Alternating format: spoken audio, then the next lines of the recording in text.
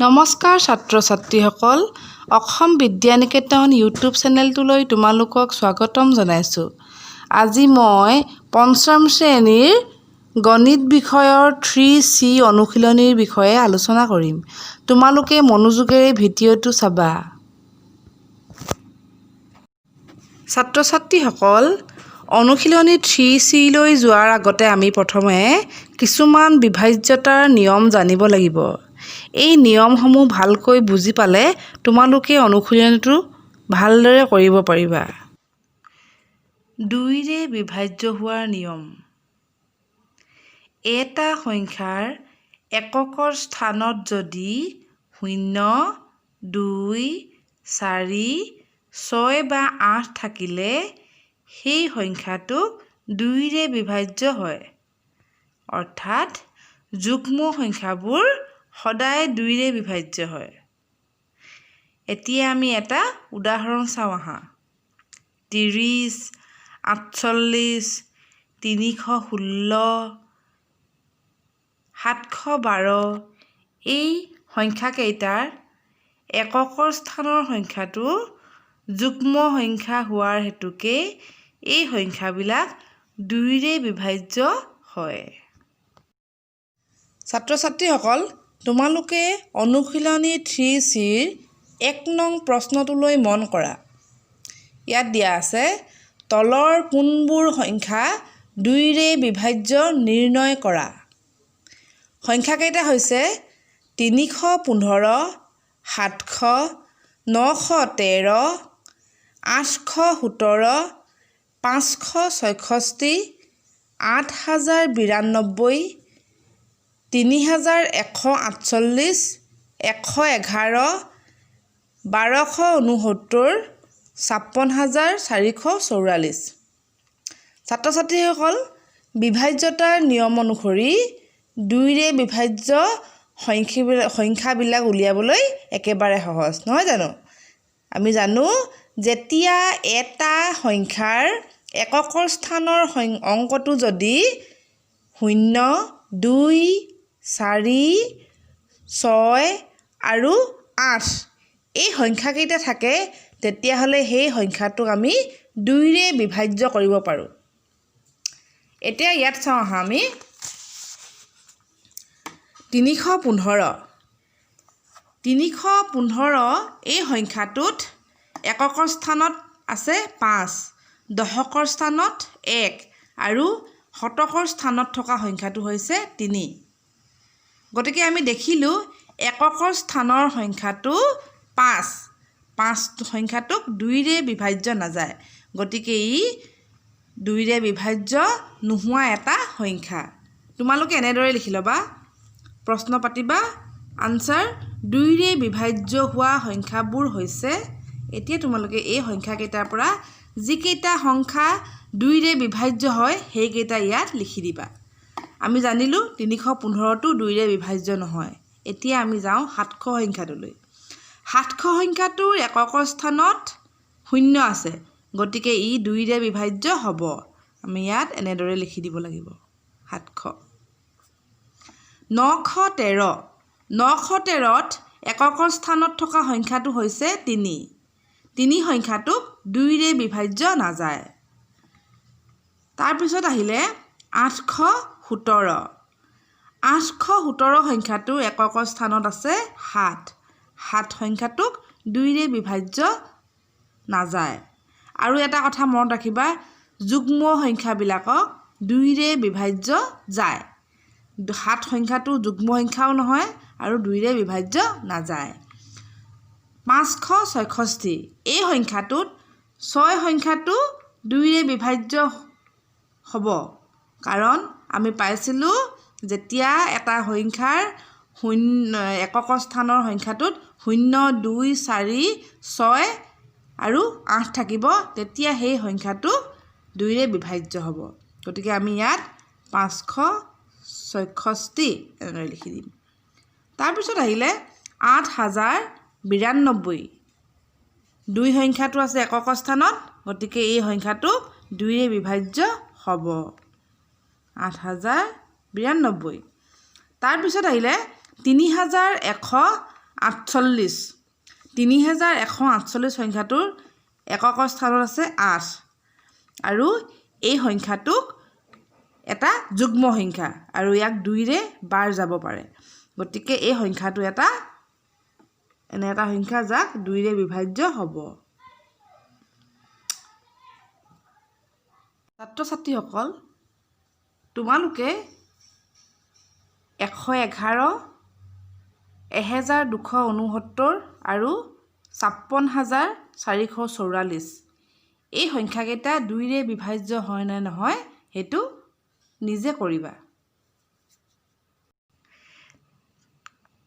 ছাত্ৰ-ছাত্ৰীসকল এতিয়া আমি 3ৰে বিভাজ্য হোৱাৰ নিয়মসমূহ চাওঁ আহা 3ৰে বিভাজ্য হোৱাৰ নিয়ম এটা সংখ্যাৰ অংককেইটাৰ যোগফলটো যদি 3ৰে বিভাজ্য হলে সেই সংখ্যাটো 3ৰে বিভাজ্য হয় অৰ্থাৎ উদাহৰণস্বৰূপে আমি এই সংখ্যাটো ল'ব পাৰোঁ 633 এতিয়া আমি গম পালোঁ যে 3ৰে বিভাজ্য হ'বলৈ হ'লে এই সংখ্যাটোৰ গোটেই 3টা অংকৰ যোগফলটোক 3ৰে বিভাজ্য হ'ব লাগিব এতিয়া আমি চাওঁচোন 6 যোগ 3 যোগ 3 সমান 6 6 3 9 9 3 12 12 কেতিয়া 3ৰে বিভাজ্য যায় না যায় হেতু আমি এনেদৰে চাব পাৰোঁ 12 3 লগত 4 পূৰণ কৰিলে আমি 12 পাওঁ আৰু ইয়াত শূন্য থাকিলে এতিয়া আমি দেখিলোঁ যে 3য়ে 12ক হৰণ যায় 633 সংখ্যাটো 3ৰে বিভাজ্য হয় ছাত্ৰ-ছাত্ৰীসকল তোমালোকে 3Cত থকা বাকীকেইটা অংক কৰিবা এতিয়া আমি 4ৰ বিভাজ্যতাৰ নিয়মসমূহ শিকি লওঁ আহা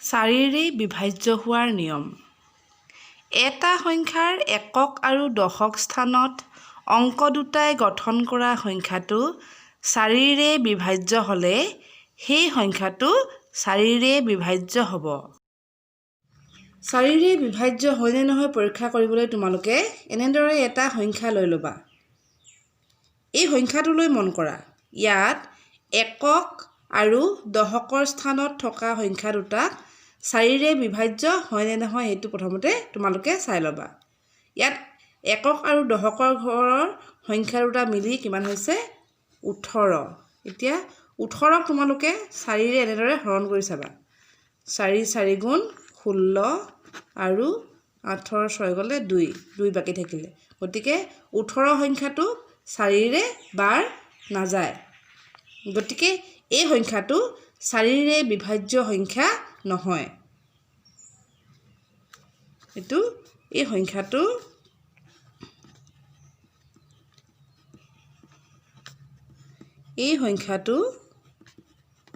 4ৰে বিভাজ্য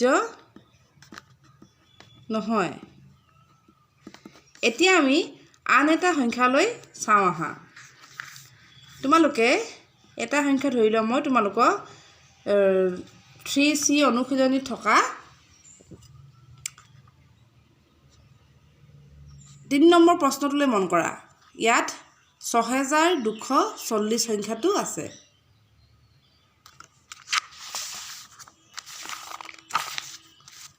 6240 ইয়াত এককৰ স্থানত আছে 0 আৰু দশকৰ স্থানত আছে 4 এই সংখ্যা দুটা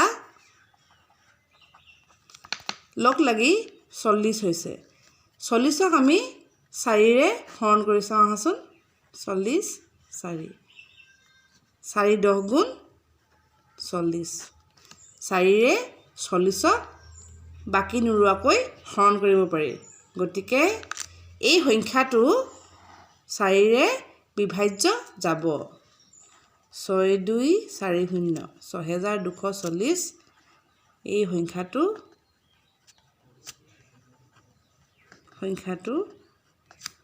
4ৰে বিভাজ্য হ'ব। ছাত্ৰ ছাত্ৰীসকল তোমালোকে এনেদৰে 3C অনুশীলনীত থকা 3 নম্বৰ প্ৰশ্নৰ 9186 14936 90368 এই সংখ্যা কেইটা 4ৰে বিভাজ্য হয় নে নহয় এইদৰে পৰীক্ষা কৰি চাবা। এতিয়া আমি 5ৰে বিভাজ্য কোনবিলাক সংখ্যা হয় সেইটো চাওঁ আহা। 5ৰে বিভাজ্য হোৱাৰ নিয়ম। এটা সংখ্যাৰ এককৰ স্থানৰ অংকটো যদি 0 বা 5 হয় তেতিয়া সেই সংখ্যাটো 5ৰে বিভাজ্য হয়। যেনে 10 150 985 705 8900 এই সংখ্যাকেইটা তোমালোকে এককৰ স্থানৰ সংখ্যাকেইটা লক্ষ্য কৰিলে দেখা পাবা যে 0 আৰু 5 আছে। গতিকে এই অংককেইটা 5ৰে বিভাজ্য হ'ব। ছাত্ৰ ছাত্ৰীসকল এতিয়া আমি তোমালোকৰ অনুশীলনীত থকা অংককেইটা কৰোঁ আহা।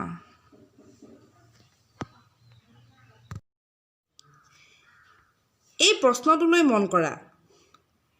এটা সংখ্যাৰ 5ৰে বিভাজ্য হ'লে তাৰ এককৰ স্থানত কি অংক থাকিব পাৰে? তোমালোকে 5ৰ বিভাজ্যতাৰ নিয়মত পাইছিলা যে যেতিয়া কোনো এটা সংখ্যাৰ এককৰ স্থানৰ অংকটো যদি 0 আৰু 5 হয় তেতিয়া সেই অংকটো 5ৰে বিভাজ্য হয়। এতিয়া তোমালোকে উত্তৰত লিখিবা এটা সংখ্যা 5ৰে বিভাজ্য হ'লে তাৰ এককৰ স্থানত 0 আৰু 5 অংকটো থাকিব পাৰে। এতিয়া প্ৰশ্নটোৰ দ্বিতীয় অংশলৈ চোৱা। তলৰ সংখ্যাবোৰৰ কোনবোৰ 5ৰে বিভাজ্য? ইয়াত তোমালোকে কি সংখ্যা দিয়া আছে? 600 সংখ্যাটোৰ ইয়ালৈ মন কৰা। 4 নম্বৰ প্ৰশ্ন 600 এই সংখ্যাটোত এককৰ স্থানৰ সংখ্যাটো কি হয়? 0। গতিকে এই সংখ্যাটো 5ৰে বিভাজ্য হ'ব।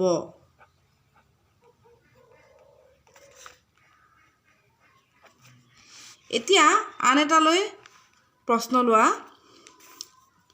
ইয়াত দিয়া আছে 918